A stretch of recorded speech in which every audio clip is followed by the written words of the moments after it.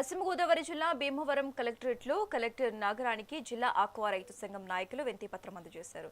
Seed feed నాణ్యతపై ప్రభుత్వం దృష్టి పెట్టాలని కోరారు. అర్హులైన ప్రతి ఆక్వా రైతుకు సబ్సిడీలో భాగంగా రూపాయిన్నరకే విద్యుత్ ఇవ్వాలన్నారు. రొయ్యల ప్లాంట్ల యజమానులు సిండికేట్లుగా మారి రైతులను దోచుకుంటున్నారని మండిపడ్డారు.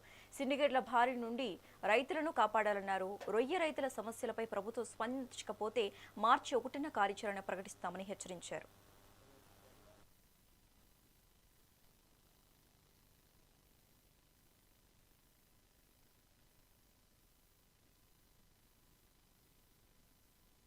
ఈ రోజున ఈ రాష్ట్రంలో రొయ్యల రైతులు పడుతున్నటువంటి ఇబ్బందులన్నింటినీ కూడా మరి కొన్ని రోజులుగా మేము చూసాం.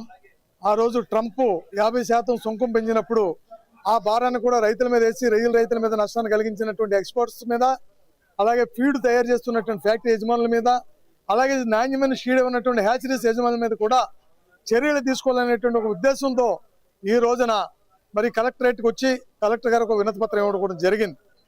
ఇప్పటికే మాకు ఏదైతే గత ప్రభుత్వం అన్యాయం చేసిందని చెప్పి మేము అందరం కూడా మొరపెట్టుకున్నప్పుడు పాదయాత్రలో లోకేష్ బాబు గారు కానీ, చంద్రబాబు కానీ, అలాగే పవన్ కళ్యాణ్ గారు కూడా రొయ్యల రైతుల యొక్క కష్టాలను తీర్చే బాధ్యత మాది, మమ్మల్ని నమ్మండి అని చెప్పారు.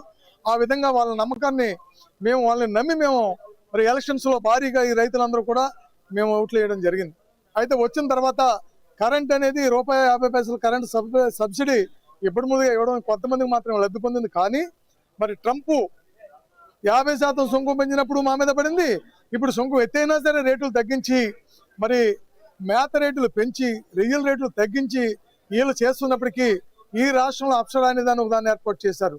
ఈ రోజున ఈ రాష్ట్రంలో ఈరోజు పశ్చిమ గోదావరి జిల్లా ఆక్వా రైతులు సంఘాలన్నీ కలిసి కలెక్టర్ గారికి వినతి పత్రం ఇవ్వడం జరిగింది. ముఖ్యంగా ప్రభుత్వం గత ఎలక్షన్ హామీలో భాగంగా అందరికీ ఆక్వాజోన్ నాన్ ఆక్వాజోన్ సంబంధం లేకుండా పవర్ సబ్సిడీ ఇస్తారని చెప్పారు.